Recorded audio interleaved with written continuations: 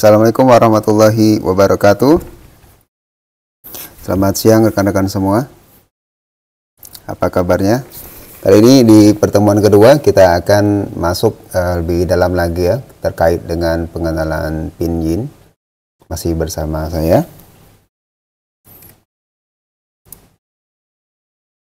Oke, namun sebelumnya kita akan bahas dulu pertemuan kita sebelumnya.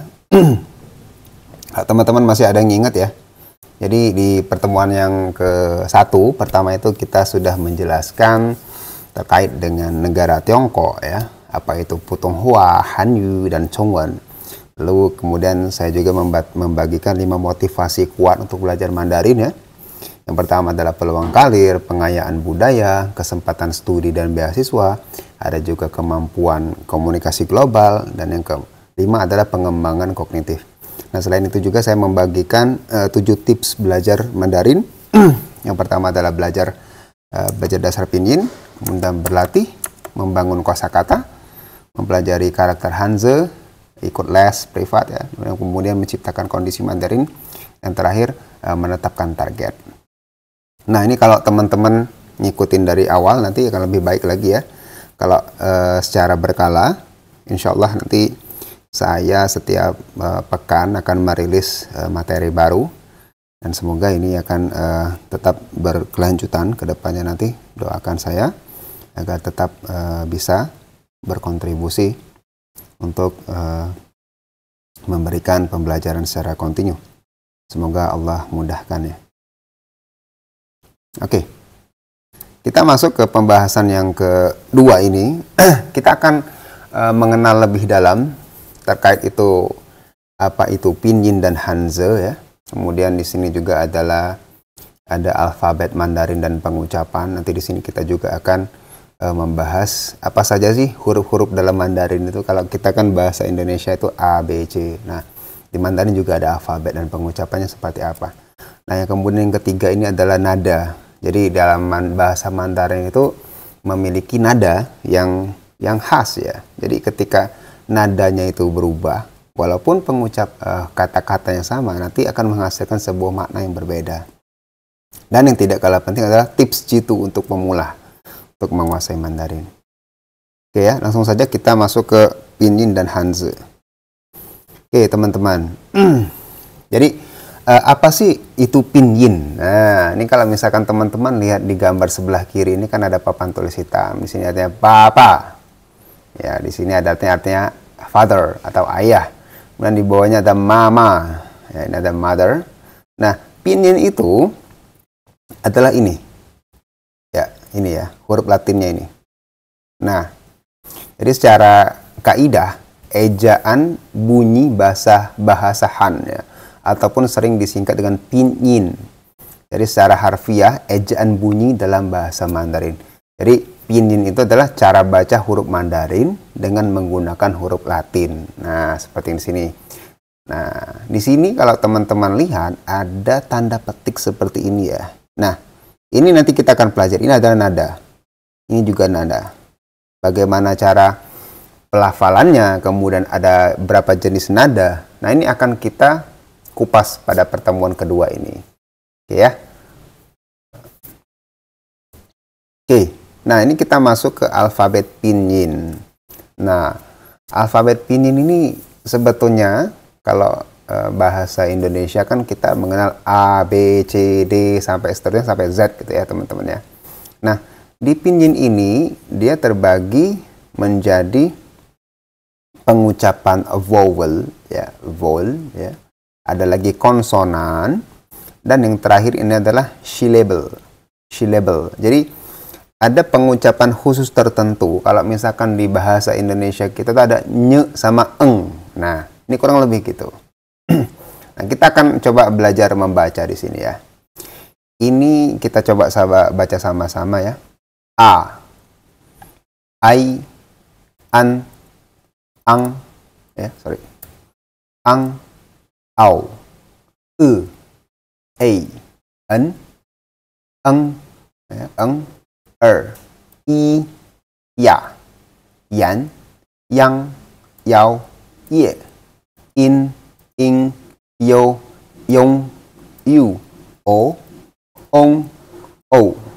Ya, sampai di sini ya. U, wa, wai, wan, wang, wi, un, uo. Dan ini huruf U seperti ini, huruf U ada titik 2 di atasnya. Ini penyebutan seperti ini.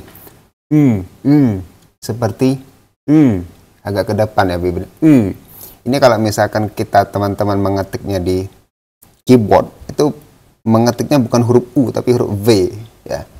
Bacanya Ini adalah yuan. Dan ini adalah yun. Oke. Ini untuk vowel. Dan kemudian yang kedua, ini adalah konsonan. Nah, ini konsonannya.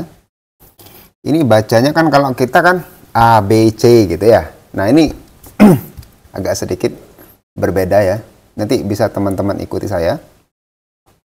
Ini adalah bo ya. Dan P ini mirip dengan B tapi lebih halus. Po gitu ya. Tadi bo, po ya. Ini ada mo, fo, te, te. Nah, jadi huruf-huruf berdekatan ini pronunciation-nya mirip-mirip teman-teman.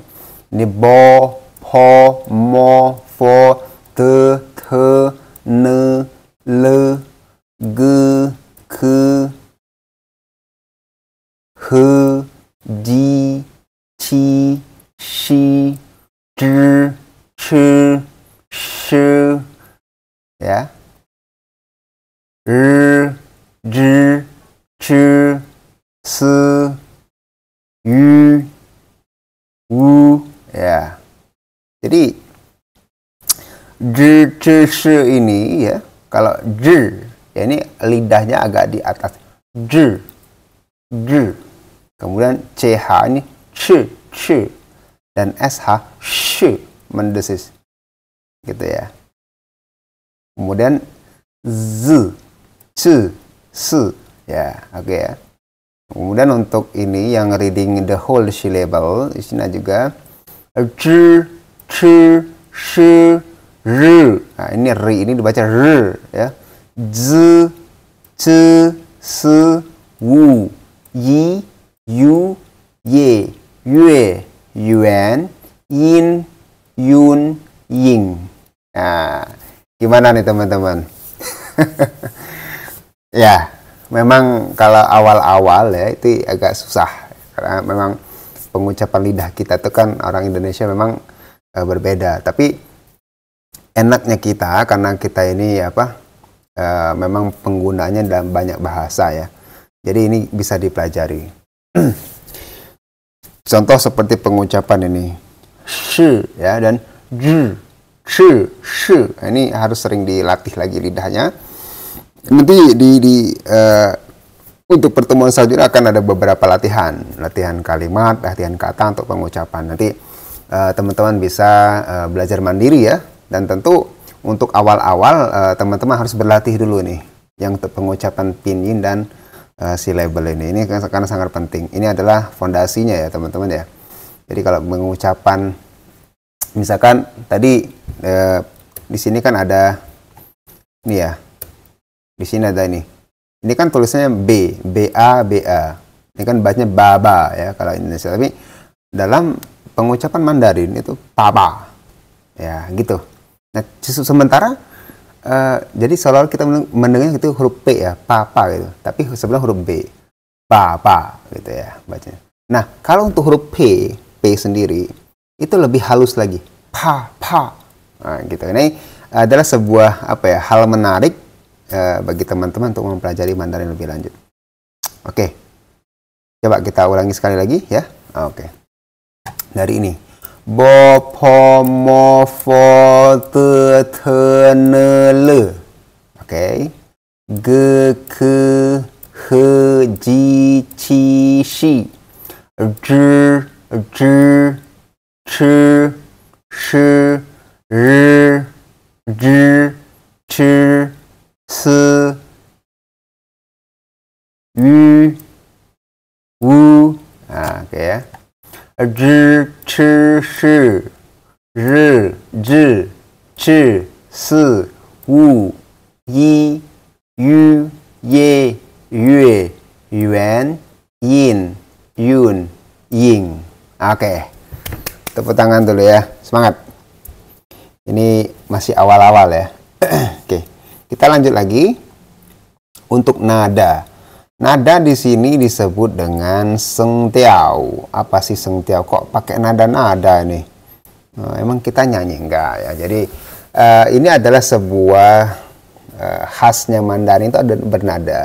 Bernadanya gimana? Nah, di sini di sebelah kiri ada setidaknya ada 4 nada ya. Nada yang wajib kita tahu. Yang pertama itu ada nada pertama, first tone. First tone ini adalah garis. Dia seperti jalur garis datar aja. First tone ini mengindikasikan bahwa adalah itu bacanya biasa aja ya. Misalkan makan gitu ya, atau mama gitu. First tone itu pakai first tone. Kemudian untuk second tone itu naik. Jadi misalkan di contoh di sini ya, saya tuliskan ma gitu ya. Ma itu nada kedua itu naik. Dan yang ketiga itu nadanya bergelombang, naik, turun dulu kemudian naik. Contohnya gimana? Di contoh sini adalah nada ketiga, ini tanda gini. Ma, ma atau a gitu ya. Artinya apa? Artinya juga berbeda. Tuh. Di sini kalau kita lihat nada pertama itu ma, artinya adalah ibu, mama gitu kan. Tapi kalau ma ini adalah fiber ya. Artinya. Kemudian ma, ini ada artinya seekor kuda ya. Nah, dan yang terakhir ini nada terakhir ada turun ya, agak ditekan. Ma misalkan kita. Ma. Itu artinya adalah sebuah kutukan atau apa? Pengungkapan yang artinya lagi tidak senang atau sedang marah lah mungkin gitu. Jadi dengan adanya nada ini kita bisa membedakan beberapa arti daripada kata tersebut. Ya, misalkan nih air dalam bahasa Mandarin itu adalah sui. Itu menggunakan nada ketiga ini. Tapi kalau siapa, sei, nah itu menggunakan nada kedua. Nah, bagaimana? Menarik teman-teman ya. Nah itu jadi dengan adanya contoh kata, ya dengan contoh kata di atas ini memiliki nada yang berbeda. Walaupun secara tulisan pinyin ini sama ya, ma semua. Nah itu, ini salah satu hal unik ya pada bahasa Mandarin. Nanti akan ada banyak contoh-contoh latihan atau contoh-contoh kalimat yang dapat kita bahas ya, arti dan nadanya. Tentu ini sangat menarik sekali. Oke, kita lanjutkan. Nah, ini saya kasih beberapa tips jitu lagi nih buat teman-teman. Ya pastinya ya tentu ya, dalam sebuah proses pembelajaran itu memerlukan investasi waktu. Ya, kalaupun tidak walaupun gratis ya, tapi tetap harus ada investasi waktu karena kita harus belajar meluangkan waktu. Oke, yang pertama itu kita harus mengenal pinyin, ya. Karena secara global bahwasanya orang Indonesia kan tidak bisa baca karakter Chinese langsung ya, bahasa karakter Hanzi ya. Jadi kita harus mengenal pinyin. Sekarang ini ada banyak software atau AI, kemudian ada juga aplikasi yang sangat dapat membantu ya untuk mengenal pinyin. Nah itu teman-teman bisa optimalisasikan dan maksimalkan penggunaannya. Kalau misalkan kita pakai contoh Google Translate ya, itu bisa nanti kan ada kelihatan tuh pinyin di bawahnya. Nah itu bisa. Contoh kayak bahasa Jepang, bahasa Korea, bahasa Arab. Itu kan kalau misalkan kita paste kepada kolom penerjemahan, nanti di bawahnya kan ada tuh. Nah itu pinyinnya. Kemudian yang kedua yang tidak kalah lebih pentingnya adalah menguasai nada. Ini seperti yang saya sebutkan di awal tadi, nada yang berbeda juga akan menghasilkan arti yang berbeda juga. Nah dari sana nanti teman-teman bisa belajar bertahap ya mengenal karakter-karakter Hanzi ya. Kalau misalkan karakter awal-awalan untuk pengenalan ya, yang di kalau levelnya itu kalau di Mandarin disebut dengan HSK, Hanyu Sweeping ya. Hanyu Sweeping ini adalah sebuah level. Kalau misalkan di bahasa Inggris itu TOEFL ya. Nah, di HSK 1 itu nanti bisa belajar Hanzi secara bertahap. Misalkan bagaimana sih tulisan wo gitu, saya. Wo itu bagaimana menulisnya, tulisannya bagaimana gitu. Kemudian mempelajari struktur kalimat. Nah, ini juga penting. Nanti dari sana bertahap dari kata, dari karakter menjadi kata, kemudian menjadi sebuah struktur kalimat yang utuh ya. Misalkan saya mau makan, wo yao chi fan misalkan. Atau saya belajar, wo xue xi ya, saya belajar. Kemudian yang selanjutnya menghafal. Nah, ini juga penting ya. Jadi bahasa itu tidak dapat pelajari begitu saja tanpa menghafal. Jadi semakin kita mengucapkannya, semakin sering kita mengucapkannya, maka kita akan nanti secara tak langsung akan belajar menghafal juga. Nah, untuk beberapa hal ya kita juga harus menghafal ya teman-teman ya. Kita juga harus siapkan buku catatan kecil, misalkan dengan tulisan pinyin ya, kemudian juga ditambah dengan artinya secara bertahap.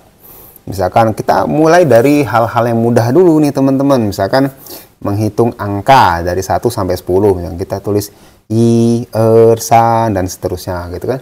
Kemudian pengucapannya juga angka 4 dan angka 10 misalkan, itu kan mirip-mirip. Kalau 4 se, kalau 10 she. Nah, itu juga nadanya seperti apa gitu. Nah, itu nanti akan kita pelajari selanjutnya. Jadi menghafal ya angka dan kata. Nah, yang terakhir ini adalah mempelajari tata bahasa. Jadi grammar ya.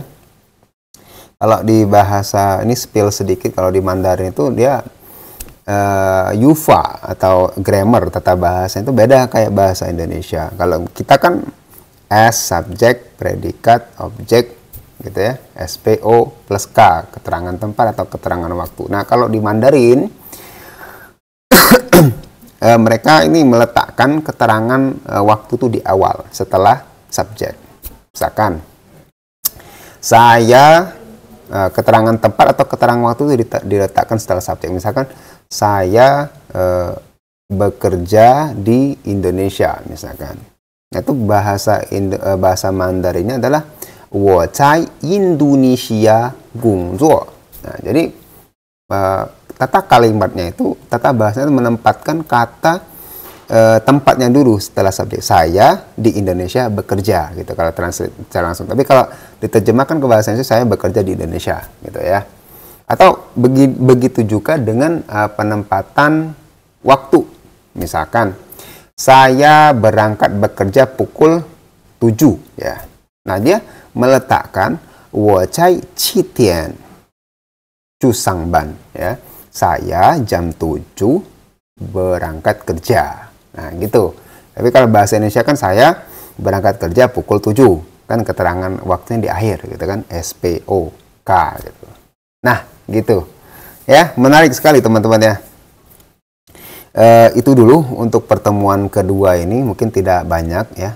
Nanti akan kita susulkan perlahan, kita akan masuk dan membahas lesson pertama insya Allah, dan juga nanti akan saya kasih beberapa latihan untuk latihan pengenalan kata ya, nanti sesuaikan dengan lesson yang kita pelajari.